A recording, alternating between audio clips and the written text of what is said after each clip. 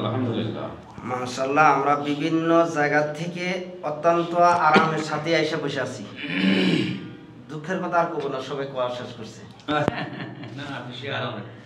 না, কিন্তু আমি দুই তিনটা কথা বলবো, কিন্তু এই কাউন্টার দিলে পরে কিন্তু কথা আগেই না বলাটাই ভালো। স্যার কিন্তু কথাটা বলেন না, কারণ হলো আমি আনোয়ার স্যারকেও চিনছিলাম না, সবাই কম হবে, সরাব বাইরে চিনছিলাম না, জাহাঙ্গীর হুজুরে চিনছিলাম না, আমার পাশে ওই ব্যক্তির মাধ্যমে কিন্তু আমি এই ব্যাগ কাঁধে নিয়ে এই টপ 10 বাজারের প্রোডাক্ট হাতে নিয়ে বহুত মানুষের কাছে অপমান লাঞ্ছিত হয়েছি। এখন এই কথার পরিপ্রেক্ষিতে যে ভাইগুলা যেগুলো কথাগুলো বলছে, এই কথাগুলো হলে কলিজাটা ফাটা যায়, কিন্তু বলবো ভাইয়েরই তো আঘাত আছে। মূলতভাবে এই কোম্পানির ভিতরে আপনারা যে মালিক কোথায় থেকে হলেন তাও জানি না, কারণ হলো বেহেশতের মালিক হলো আল্লাহ। কই সব কিছুর মধ্যে জনকেই কথা হয়, বেহেশতের মালিক আল্লাহ, বেহেশতের মালিক আল্লাহ, কিন্তু আল্লাহ বেহেশত বেঁচে ফেলাইছে, সূরা তওবার 111 নম্বর আয়াত। কিন্তু মালিক এখন নাই। কিন্তু আমরা যে এখন কনজুমারের মালিক হলাম, এই কনজুমারের মালিক যে একজন সত্তা হিসাবে যিনি আসিল, এই টপ 10-কে ঘিরে এই কনজুমারে চলে আসা হলে, সে কি আমাদেরকে সম্পূর্ণ ছাইরা দিয়ে চলে গেছে না? আমরা এখানে আরম্ভ করতে গেলে পরে আমাদের এখানে আনোয়ার স্যার থাকবে, এখানে সরব স্যার থাকবে আরেক জায়গায়, জাহাঙ্গীর স্যার থাকবে আরেক জায়গায়, আমি আলামিন হুজুর থাকবো হাতিগন্ধ কোনো যায়, আমার হাম্পার দিবে, ওদিকে ধরে নিয়ে আসবে, তখন আমি কোথায় থাকবো? তখন থেকে এগুলোকে ফোন করার মতো সুযোগ থাকবে না। তা আপনারা মালিক কোন হিসাবে? মালিক হিসাবে যে আপনাকে নিজে গ্যারান্টি দিতে পারতেছেন না যে এটা আমি মালিক। আপনি এক জায়গায় বসতে পারতেছেন না, আপনি খাড়াইতে পারতেছেন না, আপনার কোনো কাছে নিজেরও কোনো ডকুমেন্ট নেই। তার বাদেও এখন পর্যন্ত মালিক জানছিলাম না, যিনি সত্তা হিসাবে মালিক, আপনাদেরকে আমাদেরকে মালিক হিসাবে বানাইয়া তার বাদে এত বড় হাবুডুবু মধ্যে ফেলে দিয়ে থুয়ে গেল। কিন্তু এখানে আমার একটা কথাই থাকে, উনি যদি এই রংপুর বিভাগে জানে, রংপুর বিভাগটার মধ্যে 8টা 7টা জেলা আছে বা 4টা কয়েকটা জেলা আছে, কয়েকটা জেলা নিয়ে একটা বিভাগ হয়েছে।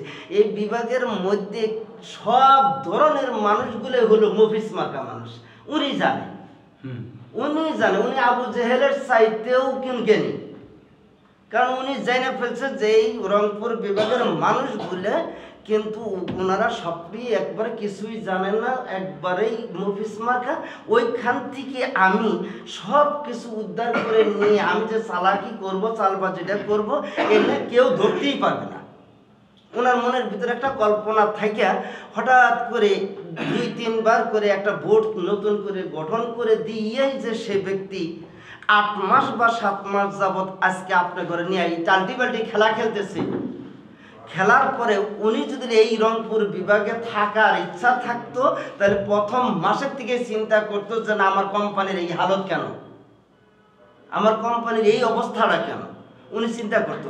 কিন্তু না, উনি কিন্তু এই কোম্পানি ফেলে রেখে আমাদেরকে ধোঁকাবাজি দিয়ে আমাদেরকে কাছ থেকে উঠিয়ে যাওয়ার জন্যই উনি কিন্তু এই কাজগুলোই করে ফেলছে, কিন্তু আমরা যাতে বুঝতে না পারি।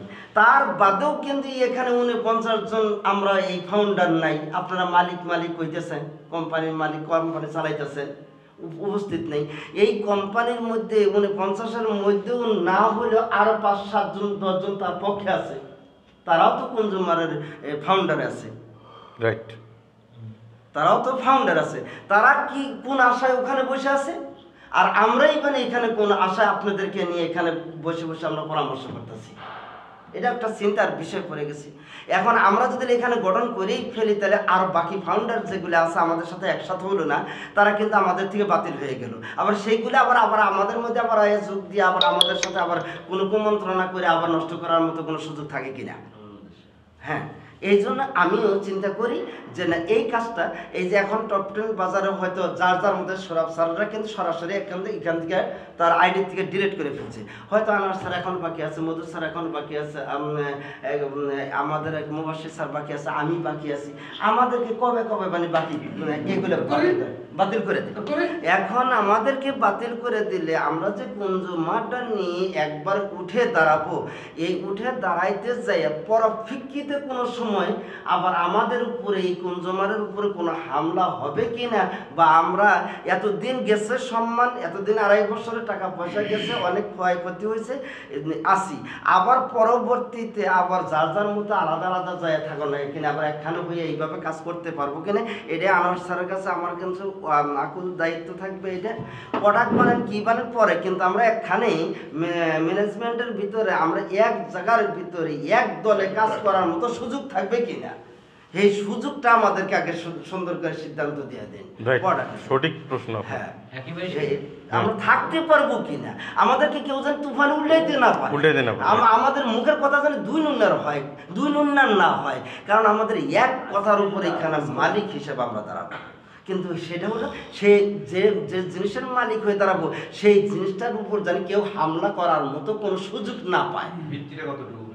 হ্যাঁ জি, আমি আরো বহুত কথা আছে, আমি এগুলো কথা বলবো না, যেহেতু সংক্ষিপ্ত সময়ের ভিতরে আল্লাহ পাক যেন এই যে আশিক স্যারকে দিয়া দ্বিতীয়বার ওই স্যার আমার আশিক স্যারের চিনাই দিছে, ও আশিক স্যারের মাধ্যমে সব স্যারগুলোরে চিনছি, এই সবাই আমরা থাকবো একের পর এক সিরিয়াল ধরে থাকবো, কিন্তু আশিক স্যারকে এখানে আনাইয়া সামনে তাহার উপরে তুলে দেন বন্দুক, আপনি বন্দুক তুলে নিয়ে আপনি কীভাবে করে ফুটাবেন, ফুটান না, ফুটাতে পারলে পর ফাঁকে থাকেন, কারণ আপনি এইগুলো আমাদেরকে পরিচালনা করে দিয়া তার মধ্যে পাকারে ফেলাই দিয়ে আপনিও কি তামসা দেখতেছেন নাকি?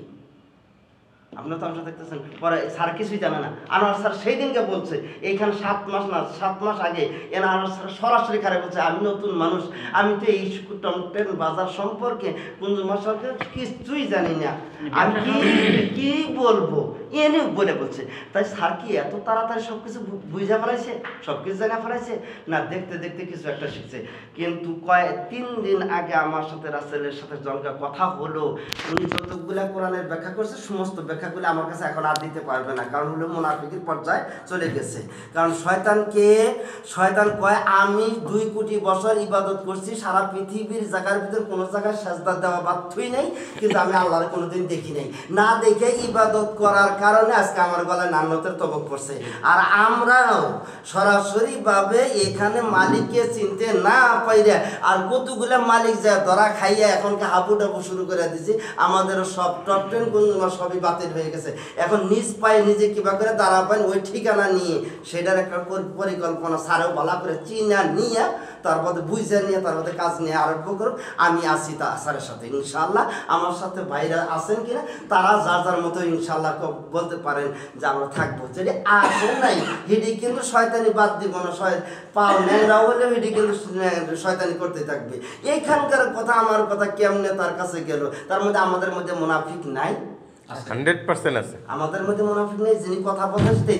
আমার কাছ থেকে আজ পর্যন্ত একটা কথা বলেন একটু দেখি যে আরাসের বই যেই কথাটা আপনি বলছেন, কিন্তু আনোয়ার স্যারের কথা আমার 2 দিন আগে আমি গাইবান্ধা ওয়াজে যাই, তখনকার শুনতে পেলাম আনোয়ার স্যার সরাসরি সব কিছু কথা, উনি একটা কুঞ্জমারে একটা সার্ভার নিতেছে, উনি একটা অফিস করতেছে, উনি একটা পুরা ফ্যাক্টরি চালাবে, উনি সবগুলো ইয়া করে নিয়ে সব কিছু নিয়ে তার বাদে এখানে সব কিছু আমার কাছে আমার সব জানাইলো, মানে আমার কাছ থেকে মানে এটা পাতলা পায়খানার ওষুধ, মানে স্যালাইন না খাইলে পরে পাতলা পায়খানা ভালো হয় না, পাতলা পায়খানা ওই স্যালাইনটা গুললে পাতলা পায়খানার মতোই হয়।